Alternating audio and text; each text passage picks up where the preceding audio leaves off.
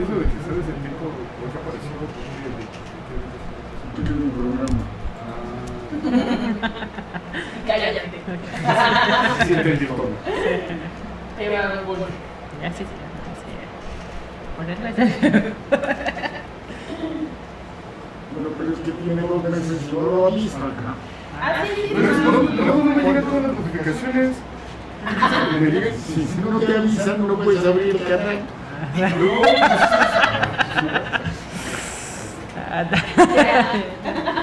Ya debe ser de tocarse.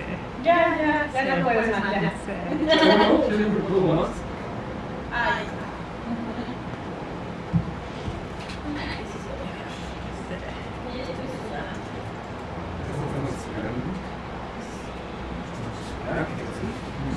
¿Pero que iniciamos o vamos desde el No, desde lo que están ahorita viéndose. Ok, pero bueno, entonces seguimos. Ya.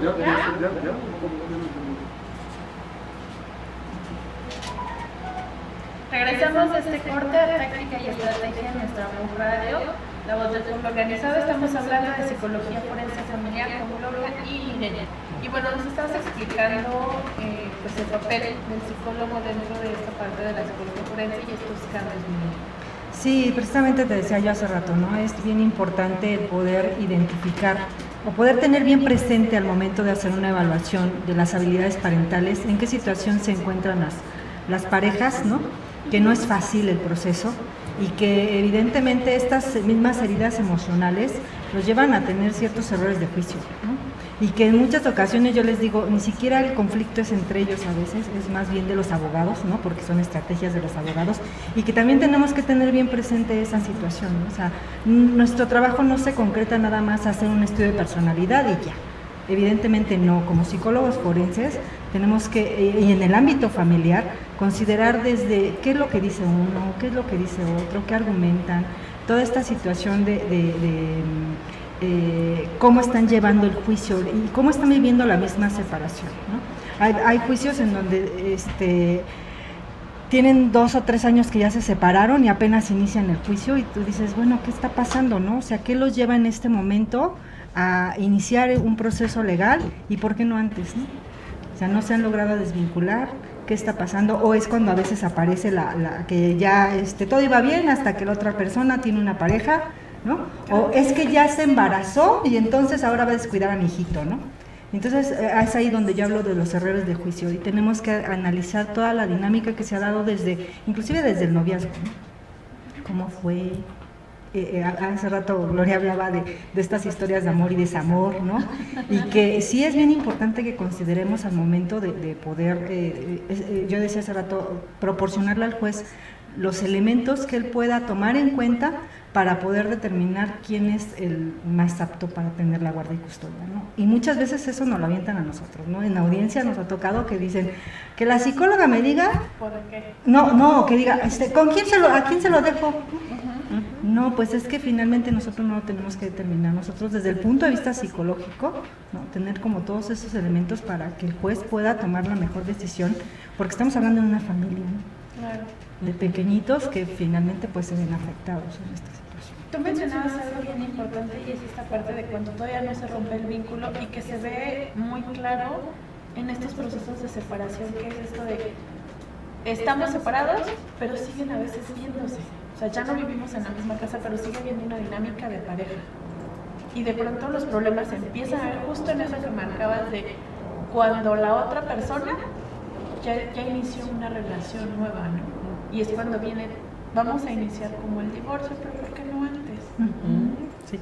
Y fíjate que algo que es muy importante también es hacer notar que esta parte tan cambiante de las familias, o sea, hablando desde toda la historia o lo que conocemos como esta parte de la cronología familiar, nos lleva a que precisamente nuestro trabajo vaya enfocado en diferentes épocas y momentos.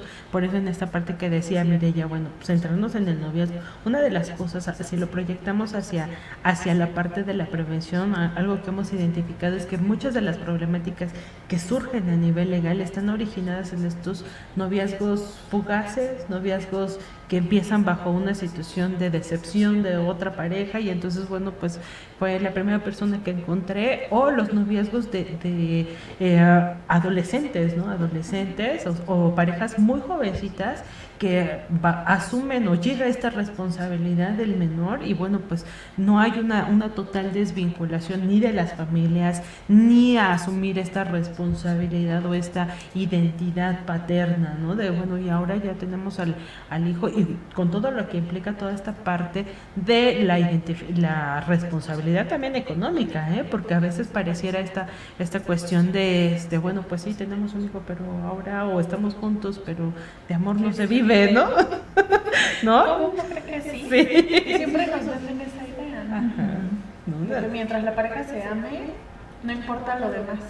Y muchas historias de amor en esta parte de los conflictos que se dan, y bueno, todo eso nos lleva a esta parte de los conflictos que se desatan también a nivel familiar. Muchas de las poblaciones donde estamos en el Estado de México y bueno, en la Ciudad de México, pues está esta parte de compartir estas responsabilidades con las familias, ¿no? Y entonces, bueno, pues tengo la intervención de los abuelos, tengo la intervención de las familias que viven, bueno, y con diferentes familias, de los tíos, y todo eso ha tenido toda una implicación legal, porque entonces ahora la Suprema Corte ha establecido una serie de jurisprudencias que obligan a, bueno, a hacer la evaluación psicológica de esta pareja, a hacer la evaluación psicológica de los abuelos que están solicitando custodia, porque bueno, pues mi hijo como no es responsable, pues entonces ahora yo asumo esa responsabilidad.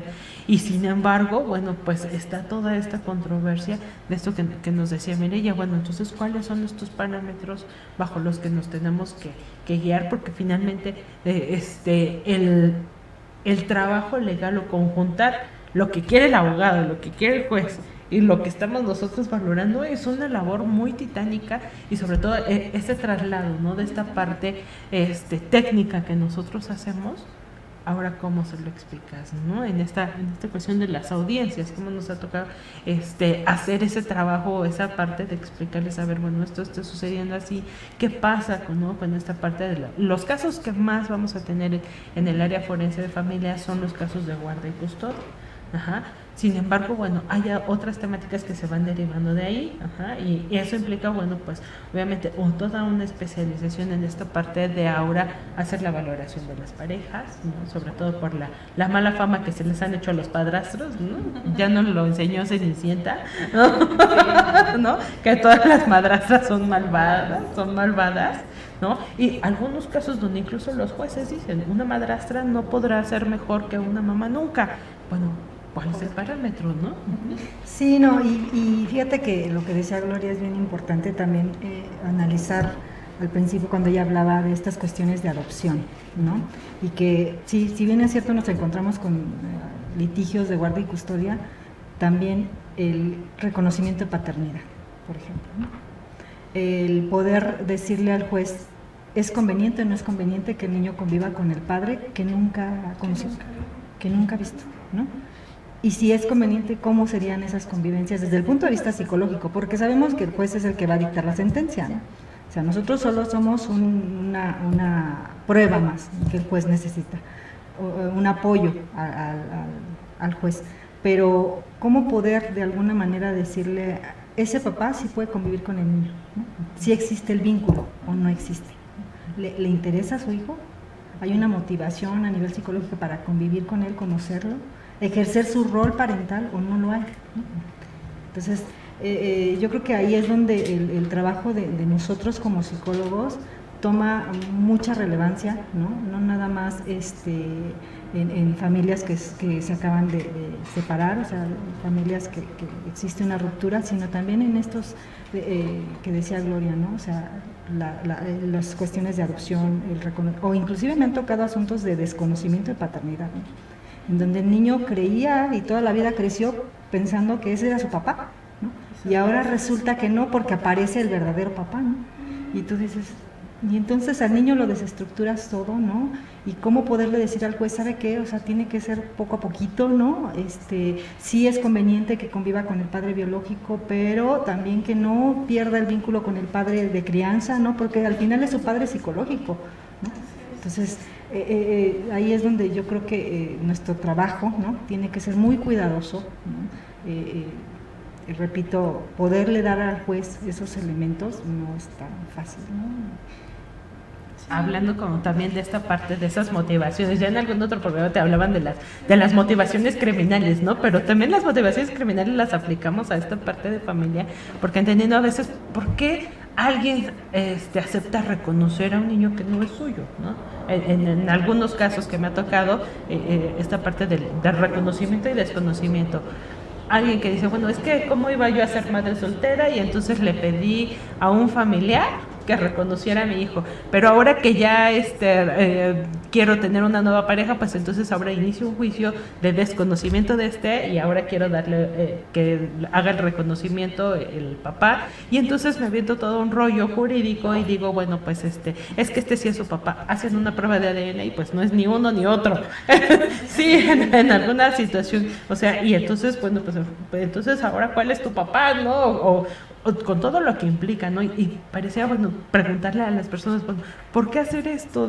¿Por qué no ser a lo mejor mamá soltera? O imagínate toda la controversia que puede generar a nivel de dinámicas familiares, incluso el cuestionamiento para un aborto. O sea, si no estás satisfecho, si no porque hay muchas personas que dicen, bueno, es que yo nunca quise al hijo, ¿no? O yo no quería ser mamá.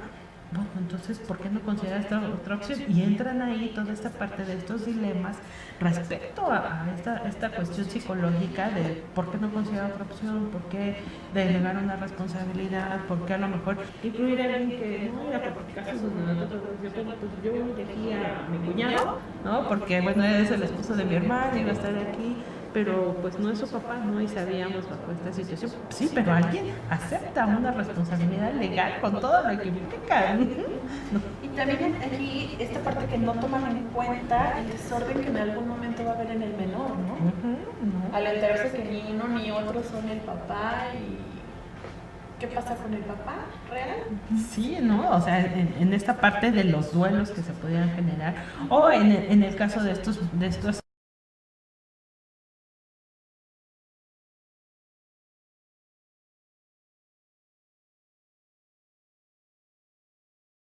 pero yo no lo quiero, no me interesa, nunca lo deseé, ¿no? Fue una relación fugaz. Hay quien incluso niega, es que yo nunca la toqué o nunca tuve relaciones con esta persona, entonces no sé por qué elige, ¿no? Hacen prueba de ADN, ahí está, pero pues no, yo no quiero verlo, yo lo rechazo y no quiero que me moleste, ¿no? Si quieren doy una manutención económica, pero yo no quiero tener responsabilidad. Entonces, eso a nivel psicológico, pues finalmente, ¿cómo lo compensas? Y ahora, ¿cómo lo compensas también en esta parte legal? Porque hay jueces que llegan a bloquearse, ¿no? Y decir, bueno, pues es que el niño tiene derecho a un papá, ¿no? Entonces, obligo a este señor, porque también hay jueces que se ponen en esta parte radical de decir, bueno, pues yo lo obligo, y yo establezco que a fuerzas tiene que verlo, aunque no lo quiera. Y todo lo implica. Sí, no, y fíjate que a mí me tocó un caso, ¿no?, donde la señora tiene un hijito con el amante. El papá, ¿no?, el padre o el marido no sabía, ¿no? Reconoce a la niña, después ya se separan y ella se junta con el papá biológico. Y es cuando le dicen al padre de crianza que no era así. Y cuando van a la evaluación resulta que los padres biológicos tenían serios problemas con su control de impulsos, inclusive se llegaban a agredir físicamente, o sea, la niña no estaba bien con ellos, pero vivía con sus padres biológicos. Y el padre de crianza pues ya tenía unos datos que se había desaparecido porque en cuanto a él le dicen, ¿sabes qué? Ahí te quedas con tu hija y pues, que el papá se haga responsable. Y entonces te encuentras ante una situación en donde dices, ups, los padres biológicos no están en las mejores condiciones a nivel psicológico para atender a su hija, ¿no? Y el padre de crianza, pues tampoco ya no quiere la responsabilidad porque él dice, pues, con permiso, no es mi hija y ahí háganse bolas ustedes, ¿no? Entonces, la jueza me decía, bueno, ¿y entonces qué hago?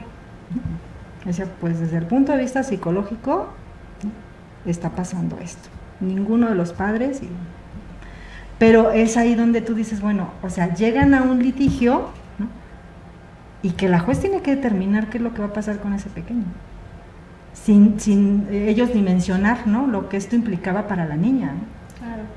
Entonces, sí es importante considerar todas estas aristas, ¿no?, que se dan en un juicio y que finalmente, repito, muchas veces los jueces dicen que la psicóloga me diga, ¿no?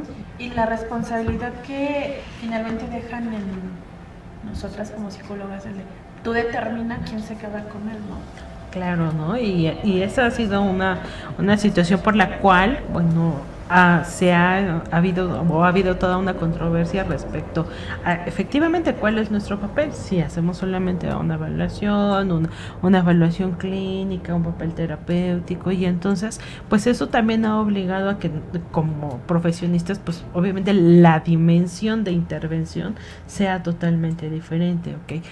Y por eso el ámbito familiar es tan variado y nos da tanto trabajo y tantas aplicaciones, que es el más padre, es el más rico en trabajo, ¿no? Es el que más me gusta, ¿no? Pero también es el más difícil, ¿no? Yo les digo a los alumnos, ¿quieren trabajar en un ámbito menos complicado? Es el penal, ¿no? Aún con todo lo que implica, si voy a ver a un agresor, a un homicida, esto es el más fácil de trabajar en el ámbito forense. El ámbito de familia no, porque aquí nadie gana, ¿no? Aquí no hay un inocente o un culpable. ¿Por qué? Porque hay diferentes situaciones, ¿no? Y entonces ahora no es solo proyectar eso que va a suceder, ¿no? Ahora, ¿qué tipo de terapia les recomiendo? Porque también es parte de lo que llegan a preguntar. ¿Qué tipo de atención va a tener?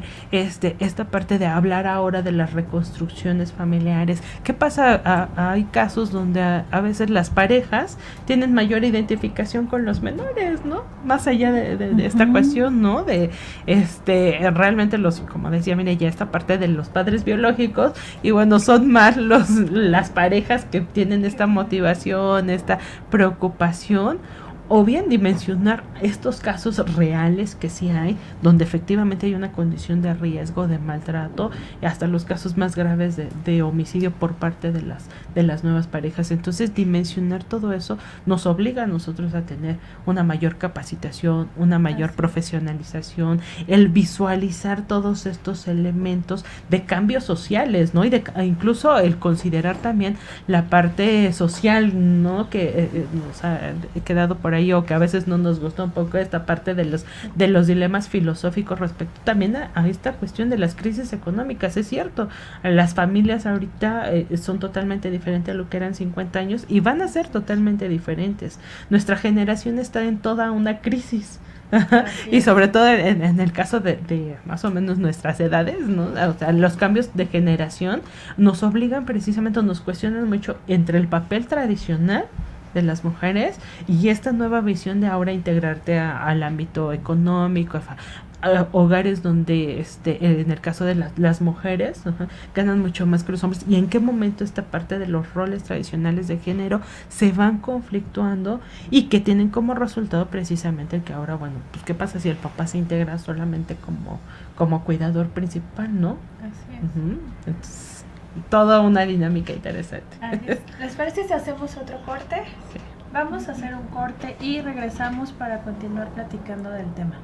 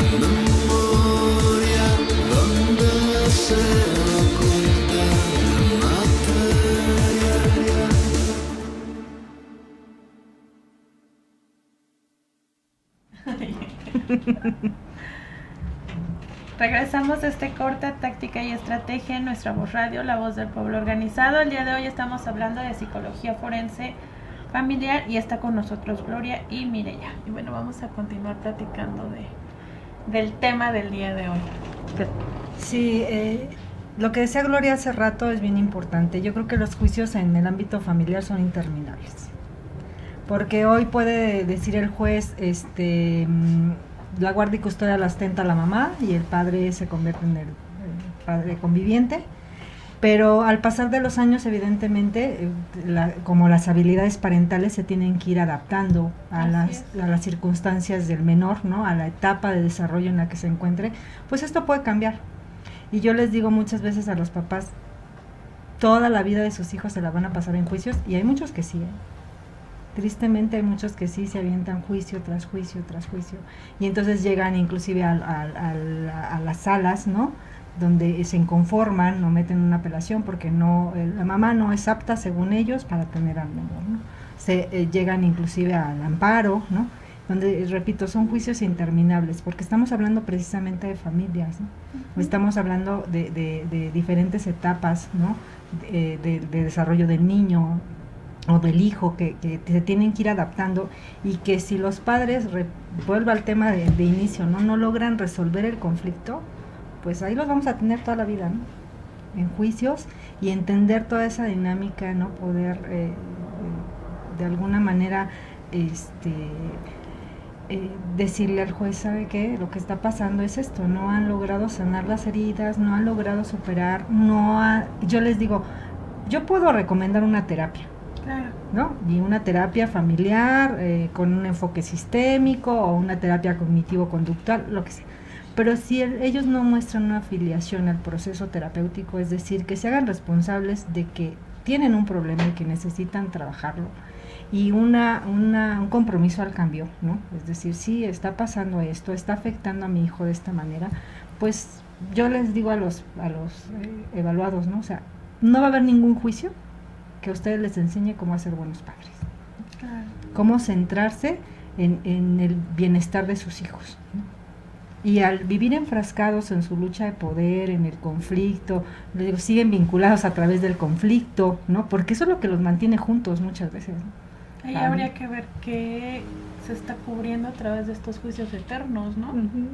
Les decía yo de alguna manera, esta parte de seguir casados pero divorciados, ¿no? Porque a veces incluso las mismas, es sorprendente cómo a veces hasta es peinado de salón, zapatilla, maquillaje o muy formal, ¿no? Así muy presentable y todo, y se ven o esta parte de la no desvinculación, no solucionar ese conflicto, no haber esa reconstrucción del yo que por ahí manejan algunos autores, esa reintegración de aceptarme y de vivir mi realidad.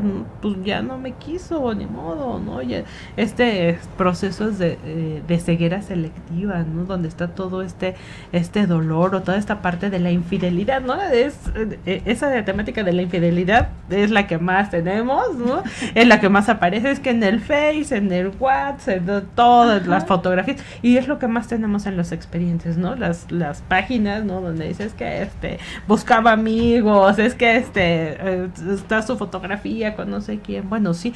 Y fíjate que hay estudios, la UNAM tiene un libro muy bueno que se llama así, La infidelidad, respecto a las motivaciones y a las actitudes que tenemos respecto a los procesos de infidelidad, ¿no? Y cómo hay infidelidades constructivas. Pareciera que no, y es todo una dinámica que te decía, ¿no? A un cuestionamiento social, porque si te preguntas, bueno, si te ponen el cuerno, bueno, pues, ¿qué haces, no? Y hay gente tan extrema que dice, o estas personalidades que dicen, al momento que yo me enteré que andaba con alguien, la maté, ¿no? Ajá, o esta parte se acabó, ¿no? Se acabó, ¿no? Pero, o sea, eso nos lleva a estas otras dinámicas de agresión, ¿no? De feminicidio, de homicidio, o mujeres, ¿no? Que dicen, yo prefiero verlo en la cárcel que verlo con otra, ¿no? Entonces nos vamos a estos extremos de conflicto real, ¿no? De enojo, o gente que o casos por ahí que me ha tocado, dicen, en el momento en que me dijo que andaba con otro, en ese momento agarré y atenté contra mi vida, ¿no? Algún caso que me tocó donde el señor dice, era tanto mi dolor que agarré y me tomé un raticida, ¿no? Enfrente de mis hijos, ¿no? Enfrente de ella, para que viera y también darle ese dolor, que viera como yo estaba dañándolos a ellos, ¿no? Entonces, toda esa parte simbólica, ¿no? De ese trabajo y de decir, entonces, ahora estos juicios eternos que dicen, bueno, pues estarnos viendo constante, y aparte porque está toda esta hasta proceso de investigación, donde dicen, es que ya me enteré que está saliendo aquí están las fotografías donde hizo esto, aquí están las fotografías donde está, no hay. Entonces, esos conflictos pues van a generar precisamente estos casos de agresión, estos casos de violencia, estos casos de alienación, de manipulación, de agresión a los menores, ¿no? Porque entonces vienen estos dilemas que alguna vez hemos comentado también cuando hablamos por ahí de interferencias parentales. Este dilema que tengo de el amor y el odio que siento hacia el hijo, ¿no? Porque finalmente representa esa relación de pareja que no puede construir, tiene toda la cara del papá o de la mamá, y entonces pues te amo pero también te odio, porque entonces cada que veo a la mamá entramos en conflicto. Entonces todo eso nos ha dado para esa parte de las agresiones, y los casos donde ha habido ya una agresión mayor, donde efectivamente esta cuestión que decíamos, ¿no? O mía o de nadie. Exacto. Tú decías algo que yo he escuchado muy seguido, que es esta parte de en la cárcel, la que esté con otra, pero yo lo escucho más en la parte de la violencia de, a mí no me sirve en la cárcel, ¿no? Porque entonces no le va a dar pensión al hijo. O sea, pueden agredirlas lo más horrible que se pueda imaginar, y ella es así de, no voy a hacer denuncia porque me dijeron que se va a ir a la cárcel y ahí no me va a dar pensión para mis hijos.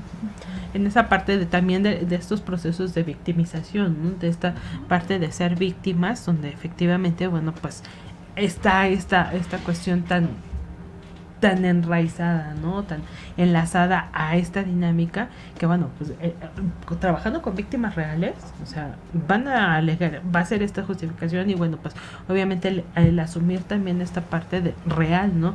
¿Cuáles son las condiciones que tiene esta víctima, ¿no? No sé si a lo mejor en el trabajo con los agresores, ¿no? También está bien esta otra dinámica. Sí, finalmente yo les digo, los generadores de verdad sufren cuando de verdad se arrepienten. Parece que no, pero de verdad se arrepienten. Y hay toda una historia ahí atrás de los generadores, ¿no? Desde el niño interno, ¿no? Cómo está lastimado. Y cuando analizas precisamente toda su dinámica familiar, si dices, híjole, ¿no? O sea, ¿qué aprendió, no? Cómo aprendió a resolver los conflictos, cómo aprendió a enfrentar este tipo de situaciones, ¿no? Y que evidentemente, yo les decía, de verdad sí se arrepienten, o sea, sí sufren, pero no saben cómo, cómo resolver de otra manera el conflicto, ¿no? Y hace ratito que hablaban, me regreso a esta parte del duelo de los amantes, ¿no? Hay un libro por ahí que habla precisamente de esto, donde dice, es que es más difícil resolver ese tipo de duelo. ¿Por qué? Porque cuando te entierro, ya, te moriste y ya, pero no, ahí te sigo viendo, y lo peor del caso es que te veo con otro, ¿no? O con otra. Y peor aún, ¿no? Creo yo, cuando ese otro es una relación homosexual. Yo creo que ahí se complican todavía más las cosas, ¿no? Porque me han tocado 2 casos de chicas que tienen hijitos y después inician una relación lésbica, ¿no? Cuando terminan con la relación. Y en el ejercicio de su masculinidad del hombre les cuesta mucho trabajo. Y son los juicios, repito, que se vuelven eternos, ¿no? Que no terminan nunca. Y que de alguna manera, pues si lo entiendes desde, repito, el ejercicio de su masculinidad, pues no es fácil, ¿no? Hay por ahí algunos casos en donde han perdido las mujeres la guardia y custodia por esa situación, y que pues no, o sea, finalmente ha intervenido la Corte Interamericana en ese tipo de juicios, porque dices, eso no limita sus habilidades o sus capacidades parentales, ¿no? O sea, pueden ser muy buenas madres, pueden ser muy buenos padres, inclusive yo diría que a veces hasta mejor que los heterosexuales, ¿no? Y realmente hasta la fecha no hay ningún estudio que diga, ¿sabes qué? Esta condición de una preferencia limita, ¿no? Pero lo que sí hay mucho es esta parte de los prejuicios sociales, ¿no?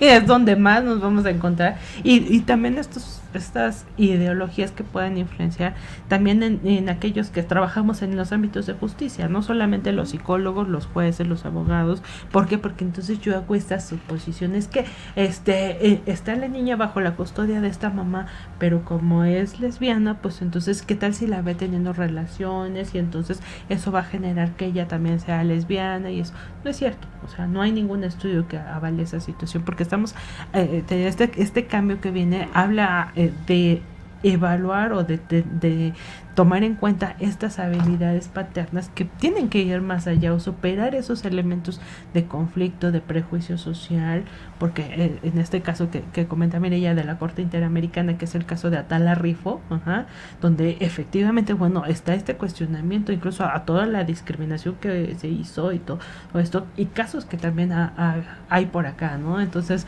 que también se tenían que tomar en cuenta respecto a este cuestionamiento que se hace, bueno, pues sí, no es apto para ejercer la custodia porque, bueno, hay una preferencia y, bueno, pues eso pudiera alterar el sano desarrollo del niño, ¿no? Entonces, por eso te decíamos, esta parte de estos conflictos, ¿no?, que se pueden dar, nos abre el panorama precisamente para que nuestro trabajo sea tan amplio, que entonces ahora sí nos hable de hacer especialidades, hacer maestrías, que tengan que ir enfocadas precisamente a esta temática, al trabajo realmente con las víctimas, con los victimarios, con los niños, ¿no? El hacer estos procesos de aceptación de familia. Sí, 2 papás se separan o dos papás se divorcian y están en conflicto, sí, pero se divorciaron ellos, pero no, parecía que el que se divorcia es el niño, ¿no? Y entonces ya no tiene derecho a ver a los otros abuelos. ¿Cómo vincularse?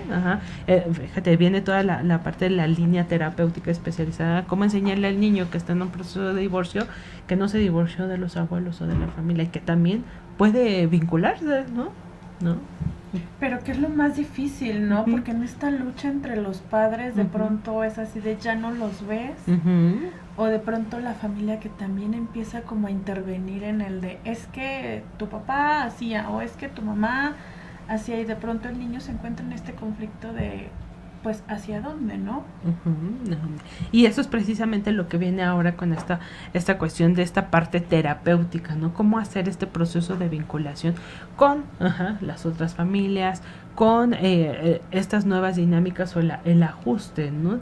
Y entendiendo que, bueno, finalmente en muchos de estos casos el principal objeto de poder es el niño, ¿no? Y entonces esa es la forma se vuelve en algunos casos se vuelve el cheque, ¿no? Porque entonces, bueno, pues obviamente, y por eso te decía esta parte, ¿no? Tan importante de las pensiones, ¿no? Que pareciera que hay algunos casos o algunos jueces que dicen, bueno, pues es que solamente la parte económica y no hay mayor problema. Sí, pero es todo lo que está en el trasfondo de la parte económica, el análisis de las condiciones sociales, que bueno, ahí damos pauta para un área que auxilia, y viene el trabajo interdisciplinario con el área de trabajo social, por ejemplo, ¿no? El trabajo social que nos auxilia mucho para comentar estas situaciones sociales, económicas, del ambiente como tal en el que vive el niño, ¿no?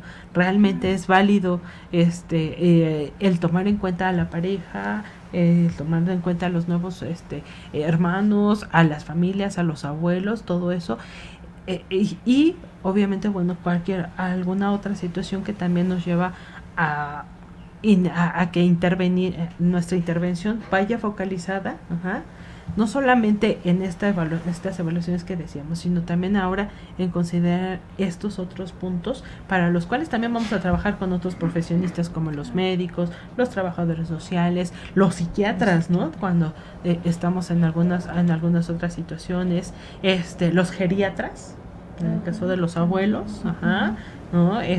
Y ahora también estas otras dinámicas de denuncias de los padres hacia los hijos, ¿no? Los adultos mayores. Esa es otro tema. otra temática interesante, ¿no? Pues les parece si hacemos otro corte. Vamos a un corte y regresamos. Ese también, qué difícil, ¿no? Sí. Con los adultos mayores. Sí.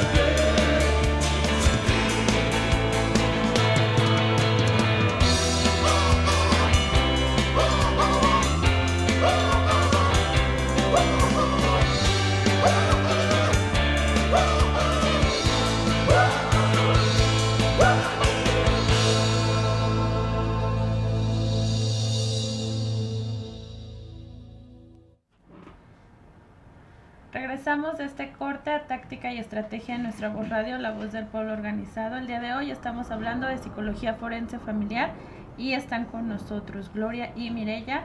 Le mandamos un saludo a Itzmene, que nos está escuchando, y a Hugo Hostia, que también nos está escuchando.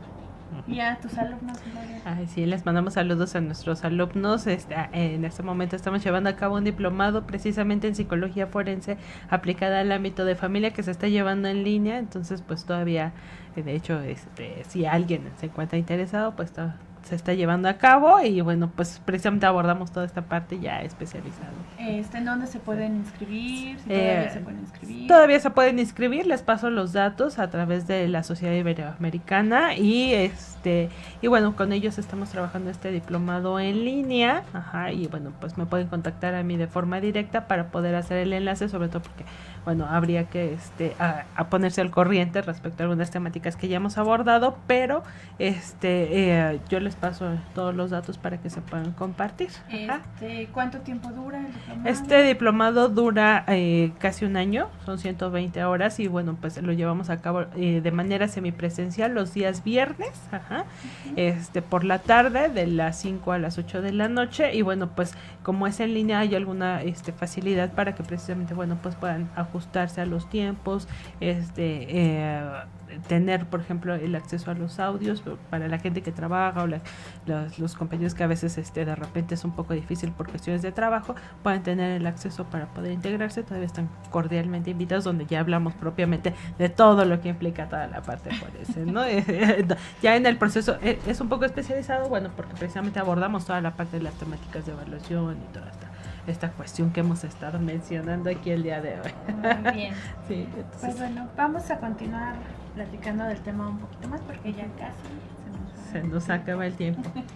Sí, bueno, hace ratito platicábamos de las habilidades parentales, que es importante considerar en una evaluación psicológica en el ámbito forense, y también es importante considerar que muchas veces los abuelos, ¿no?, son los que van a asumir ese rol, ¿no?, por sustitución, ¿no?, porque finalmente uno de los padres fallece, o bien porque definitivamente lo que hacen ahora, ¿no?, se los dejan al cuidado de los abuelitos, y entonces el abuelo tiene que asumir ese rol, cuando finalmente el rol del abuelo tendría que ser, como dicen los abuelos, maleducan, ¿no?, y los papás educan. Pero cuando el abuelo tiene que ejercer ese rol, pues evidentemente tendremos que evaluar qué habilidades tiene para poder guiar, educar y formar a ese pequeño, ¿no? Porque ahora es su responsabilidad a final de cuentas, ¿no? Y muchas veces nos cuestionamos, ¿no? O sea, bueno, ¿qué pasó con el hijo o con la hija que no asumió ese rol, ¿no?, que lo delegó, y entonces ahora quiere quizá, ¿no?, cubrir esa carencia que tuvo con el hijo a través del nieto, ¿no? Y entonces ahí, bueno, entramos en una serie de situaciones en donde es importante analizar qué habilidades tiene en ese momento el abuelo, ¿no? Desde esta parte del cuidado, ¿no?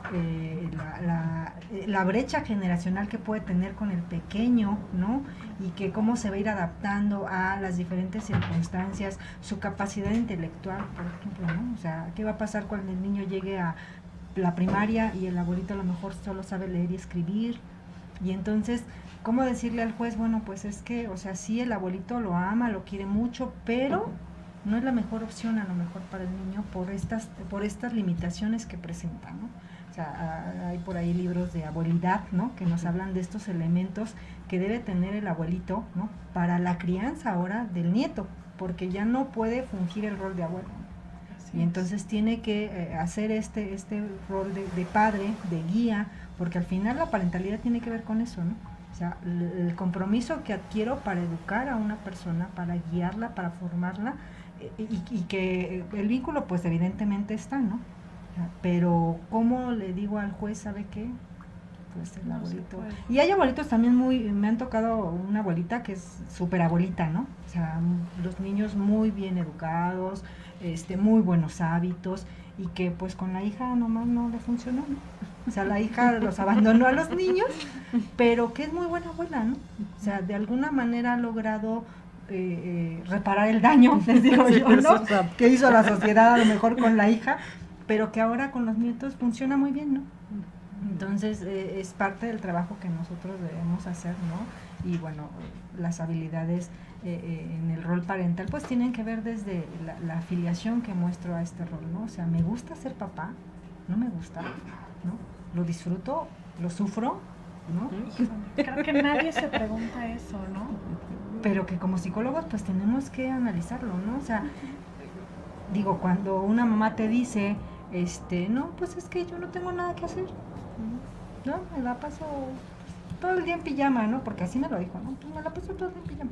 Es mamá de 2 niñas, una de 6 y otra de 7 años. Y digo, híjole, un hijo implica mucho trabajo, como para que digas, no tengo nada que hacer en mi vida. Y cuando empiezo a preguntar, oiga, ¿pero qué pasó? O sea, ¿por qué tuvo 2 hijas, no? Porque evidentemente pues te plantean un panorama de que él nunca se hizo cargo, no es responsable y demás. ¿Por qué tiene 2 hijas?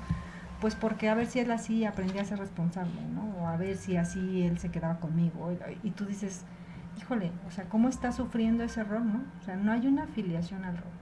Evidentemente, pues la agencia parental de la que hablamos, de esta responsabilidad en el cuidado, en criar realmente, ponernos de acuerdo en cuáles van a ser los límites, las reglas familiares para guiar a este pequeño, ¿no? Pues tampoco lo hay. Evidentemente en esta mujer pues ni el vínculo, ¿no? O sea, vivía muy frustrada en su ser mamá, ¿no? Y entonces pues analizar todo esto y decir pues qué está pasando ahí, ¿no? Con sus habilidades parentales evidentemente se ven muy disminuidas, ¿no? ¿Por qué? Porque pues desde entrada no hay una afiliación, no hay un vínculo, no se hace cargo, porque inclusive ella decía, pues es que quien lleva a las niñas a la escuela es mi hermana porque ahí va mi sobrina, ¿no? Porque le queda de paso. Sí, entonces, y ahí es donde entran, ¿no? Los abuelos que quizá pudieran fungir con este rol, porque dices, pues, las niñas están abandonadas, y tú ves a las niñas y las ves abandonadas, ¿no? O sea, muy inseguras, sumamente introvertidas, y entonces empiezas a entender qué es lo que está pasando en esa familia, ¿no? El papá, bueno, hasta en rebeldía no contestó la demanda y dices, híjole, o sea, estas pequeñitas están en un estado de indefensión, ¿no? Porque la mamá no se hace cargo, el papá pues no figura, y entonces es ahí donde como psicólogos pues decimos, creo que la opción serían los abuelos o los tíos, ¿no? En caso de que no haya abuelos, pues los tíos, pero pues ya es ahí donde pues hay que analizar todo el entorno y decir, bueno, ¿quién es la mejor opción para este pequeño? Ahorita que planteabas esto, yo pensaba como en esta parte de pronto la gente se cuestiona a aquellos que no quieren ser papás, ¿no? O sea, las parejas actuales que ya no están pensando en tener hijos. Pero también como pensar en esta parte de para qué tenerlos si va a estar como esta situación de abandono. Fíjate que hay un artículo muy interesante que, si me permites, se los voy a recomendar. Bueno, lo compartí en el Face. Es una columna de Mujeres Más, de Adriana Segovia, que es un artículo muy interesante que habla de las razones, para tener hijas o hijos, ¿no? Y plantea mucho esta cuestión de, bueno, ¿cuáles son nuestras razones?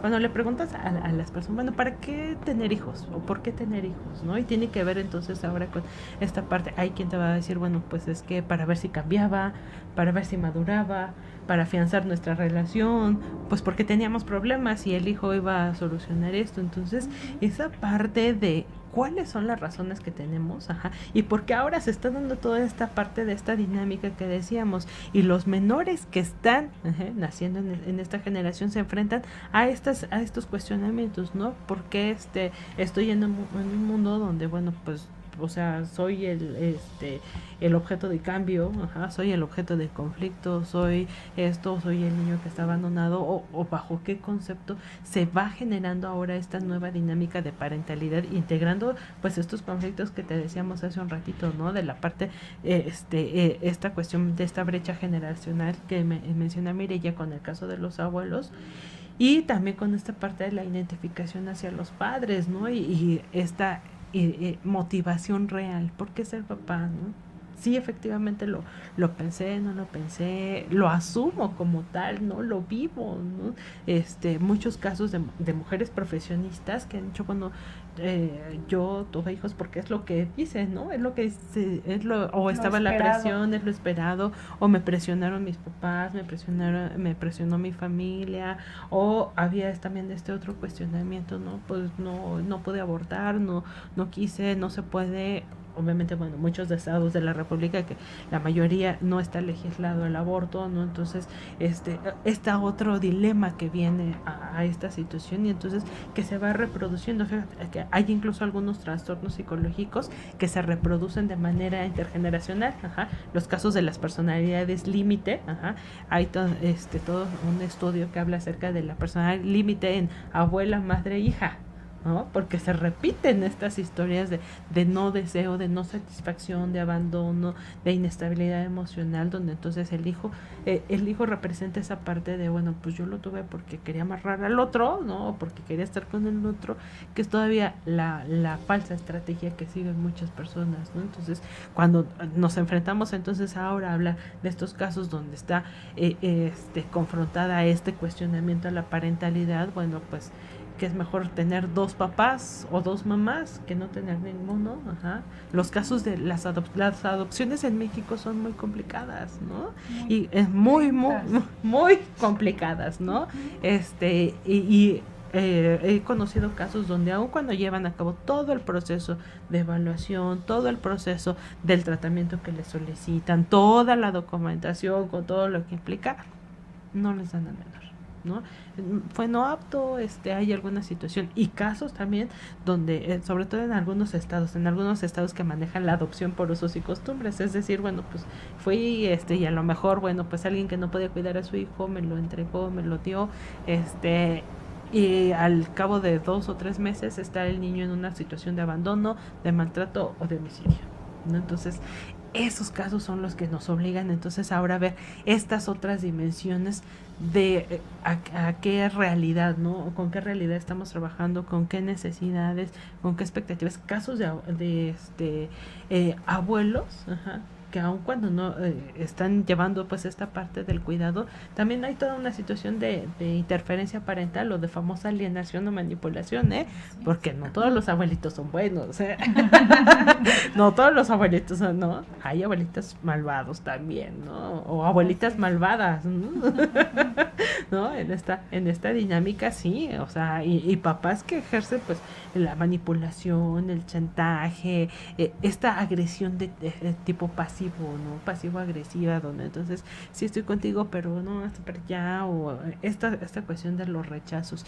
Y entonces hablar de toda una dinámica de identidad parental nos lleva a un análisis de múltiples variables, ¿no? Donde consideramos también incluso hasta esta cuestión que te decía, la parte económica. ¿Realmente tengo para mantener a un hijo?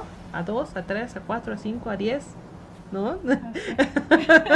Sí. Es que lo vemos cuando ves a las personas que a veces están pidiendo dinero en la calle, pues tienen muchísimos hijos, ¿no? Y es cuando piensas esto que tú acabas de decir, de ¿tengo para mantenerlos?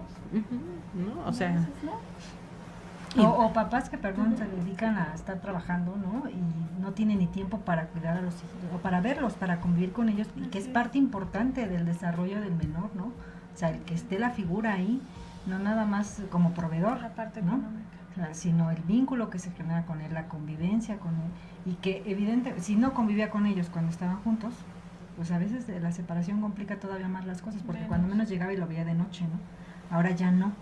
Así Y entonces, si hay padres, a mí sí me han tocado algunos que te dicen, es que no tengo tiempo de convivir con mis hijos. Oiga, señor, pero entonces, o sea, su hijo necesita de usted, ¿no? Pues sí, pero no tengo tiempo. sí, ya le deposité. Ahí está la compañía. No, o que muchos sí, inclusive se salen del trabajo, ¿no? Y dicen, Se van, pues, ¿para qué no me busques si no? Sí. Pues bueno, le mandamos un saludo a nuestra amiga Verónica Miranda que nos está escuchando.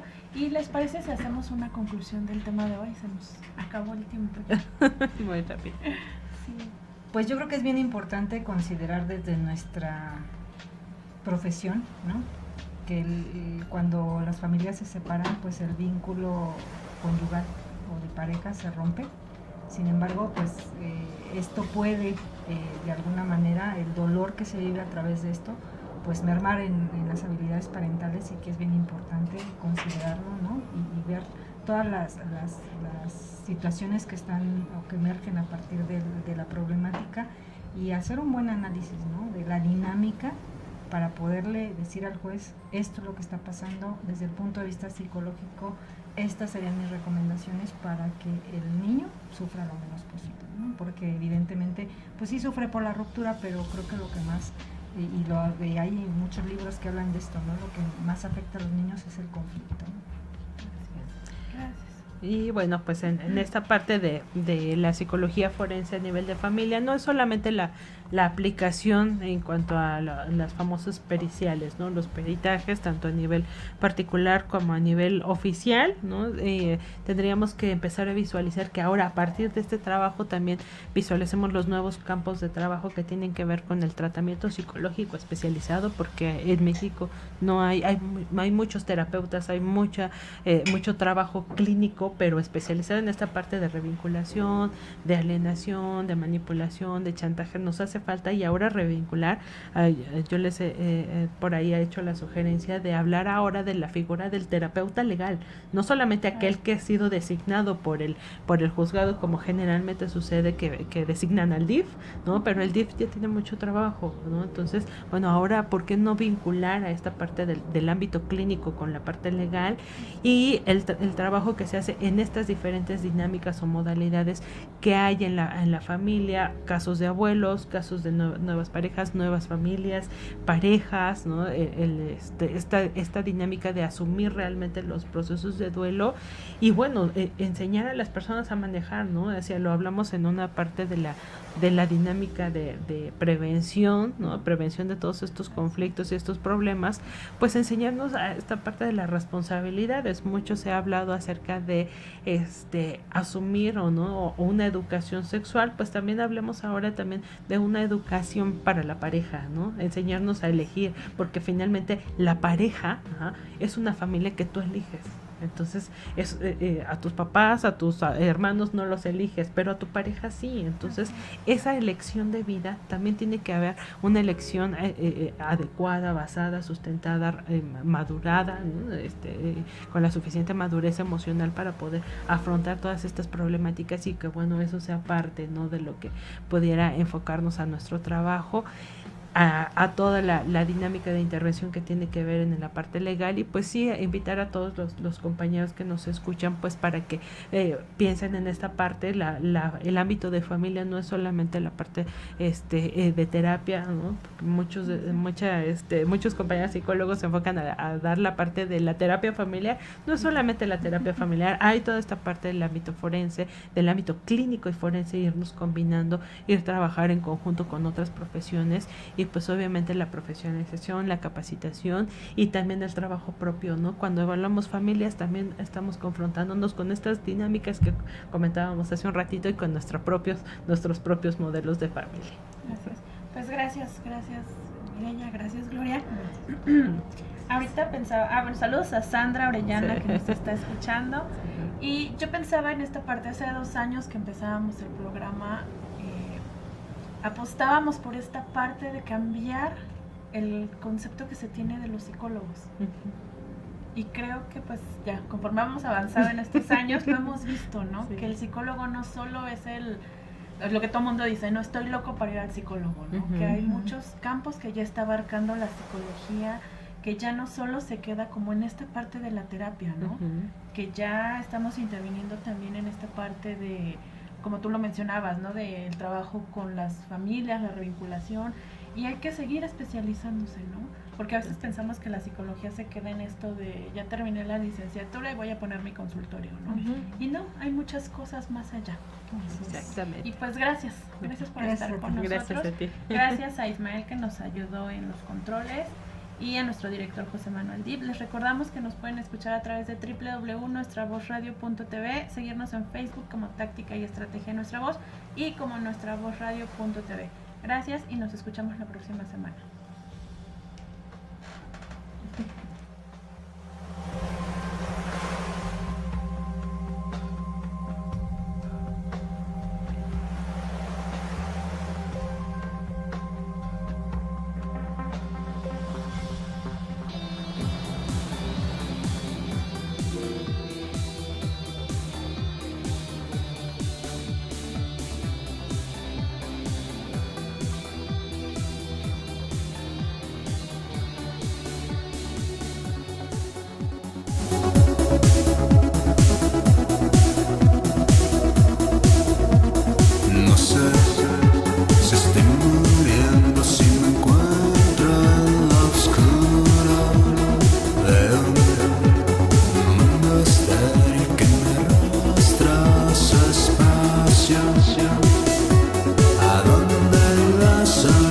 estrella junto